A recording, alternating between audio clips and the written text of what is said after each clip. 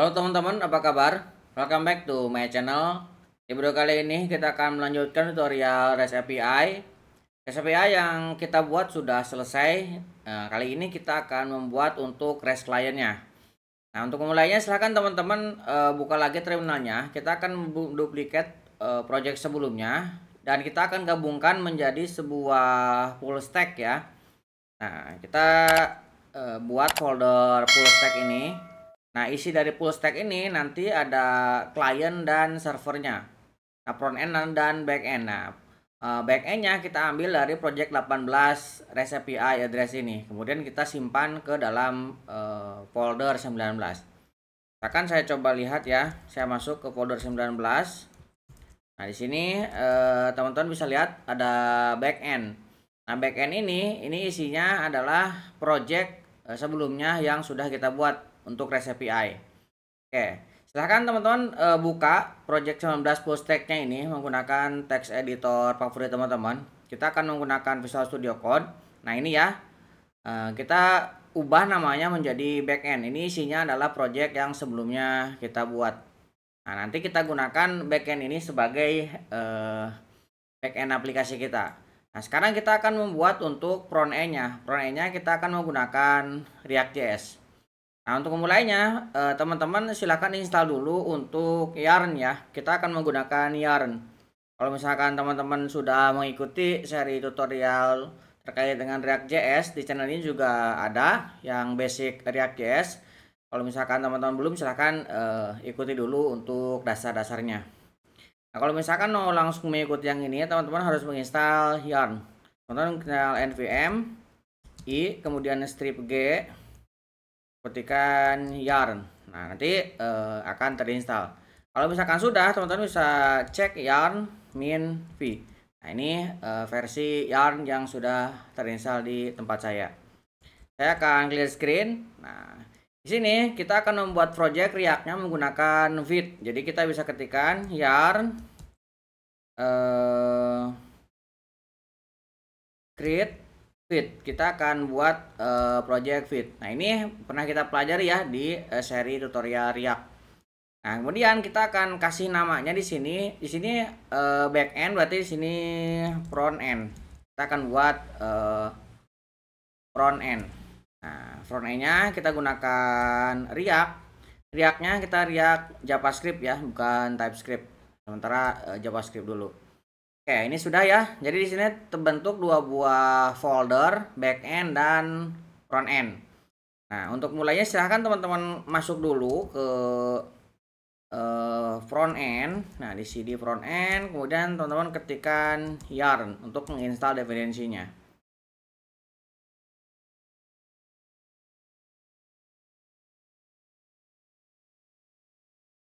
Oke ya, ini sudah terinstall. Nah, untuk menunjang proses coding kita, saya menginstal beberapa ekstensi untuk mempermudah ya.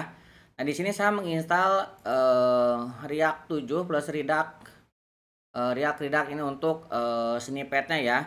Kemudian saya juga menginstal Sline untuk cek errornya ya. Nah, kemudian di sini juga saya ada VS Code React Refactor untuk refactoring. Jadi teman-teman silakan install ketiga ekstensi ini untuk mempermudah coding kita ya. Oke, saya sudah menginstalnya. Jadi saya akan balik lagi ke sini. Nah, di sini teman-teman front end-nya sudah terbentuk. Nah, untuk menjalankannya teman-teman tinggal ketikkan karena belum connect ke back end-nya, ini front end-nya dulu aja. Yarn dev. Saya tinggal jalankan seperti ini. Nah, ini sudah jalan. Teman-teman tekan kontrol dan klik. Nah, di sini sudah terbuka ya. Ini loading. Nah, ini sudah jalan untuk project React-nya. Nah, sekarang kita akan coba untuk menyederhanakan ya. Kita akan hapus beberapa item yang tidak kita pakai. CSS ini kita akan hapus. Saya akan delete ya. Nanti kita gunakan Bootstrap. Ini juga kita akan delete. Kemudian di app juga ini kita akan hapus. Dan ini juga kita hapus. Kita akan hilangkan ya. Ini juga kita akan hapus, kita akan ganti dengan, nah ini kita hapus, kita akan ganti dengan heading 1 hello world aja seperti ini. Kita save, kemudian di main ini juga sama ya, CSS sudah kita hapus, kita akan hapus, kita save. Sekarang kita lihat lagi, nah hello world-nya sudah muncul. Nah sebelum kita lanjut, kita akan menginstal beberapa library yang akan kita gunakan ya. Saya akan cancel dulu ini, saya akan clear screen. Nah, kita akan install dulu yarn add. Pertama kita akan menggunakan Axios. Axios ini kita gunakan untuk mengakses API yang kita buat ya. Kita menggunakan Axios.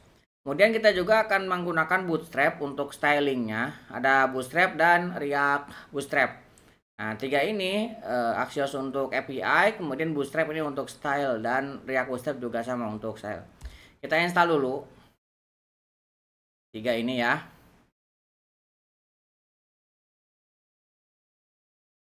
Oke, ini sudah terinstall. Kemudian kita akan install juga beberapa kebutuhan lain. Kita yarn add. Nah, kita akan menginstal di sini ada Redact.js toolkit, kemudian JWT decode ini untuk mendekode JWT-nya, kemudian ada React Redact ini untuk Redact, kemudian React Router DOM ini untuk navigasi, kemudian ada React Storage ini untuk mengencrypt storage kita, kan nanti tokennya kita simpan di local storage ya. Kemudian ada Redact, dan Fade-out ini untuk alat yang muncul ketika berhasil ataupun gagal sebuah proses ya. Kita akan enter. Nah ini ya, kita install dulu. Ini kebutuhan yang kita install.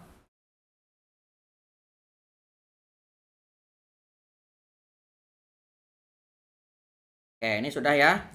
Nah, teman-teman bisa lihat di sini hasil installnya di packet. Nah di sini ada dependensi. Nah ini sudah masuk ya. Nah inilah kira-kira kebutuhan yang kita sudah install. Oke, sekarang kita akan config dulu ya beberapa terkait dengan Redact. Nah, kita akan buat dulu sebuah folder di sini, di src ini kita akan tambahkan satu folder, misalkan store. Nah, dalam store kita akan tambahkan index.jsx.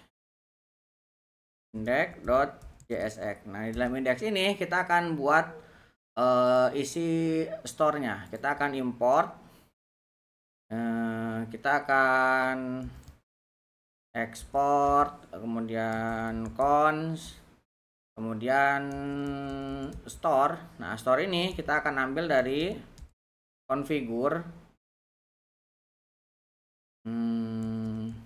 Nah, ini autocomplete-nya tidak muncul ya. Ini harus kita config dulu. Ini tidak muncul karena memang config JavaScript-nya belum lengkap. Kita coba ini untuk setup dulu. Di sini teman-teman tinggal buat di dalam front end ini sebuah file namanya jsconfig.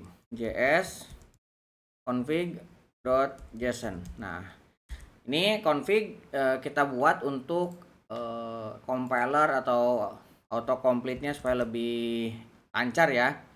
Kita definisikan di sini compilernya, compiler option. Nah, compiler optionnya kita akan buat.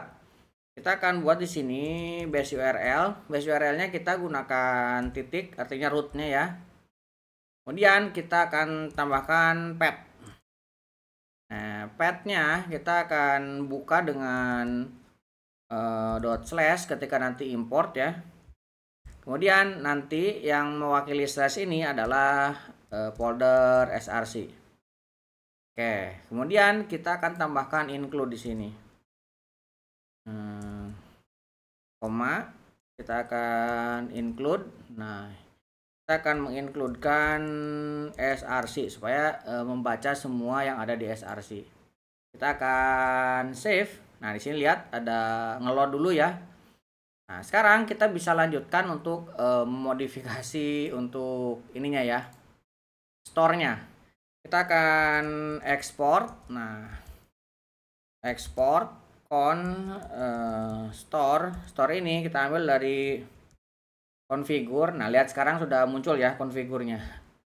Configure store. Nah, autocomplete-nya muncul karena sudah kita config ya. Nah, itu lumayan membantu ya. Kemudian kita akan buat reducer. Reducernya kita kosongkan dulu, belum kita buat. Nah, reducernya nanti kita buat di dalam folder feature. Kita tambahkan dulu ya, nanti isinya belakangan. Features.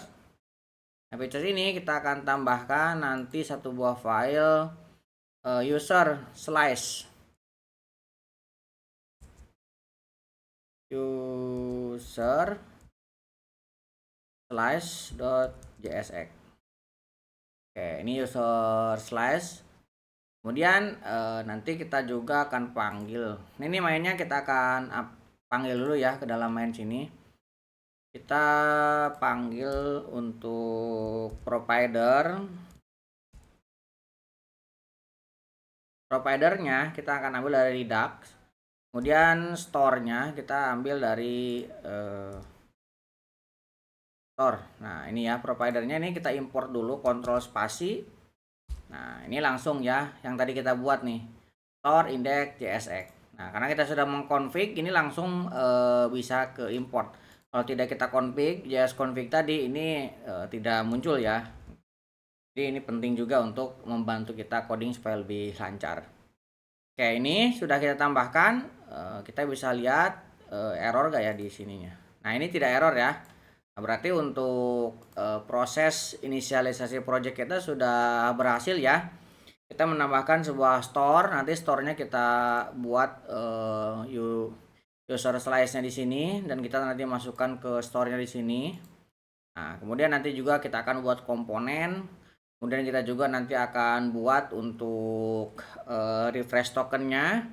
Nah, kita akan buat di video selanjutnya. Ini untuk video kali ini kita fokus ke inisiasi project-nya dulu. Oke, mudah-mudahan bisa membantu teman-teman. Buat teman-teman yang belum subscribe, jangan lupa subscribe dan nyalakan tombol loncengnya. Sampai ketemu di video selanjutnya.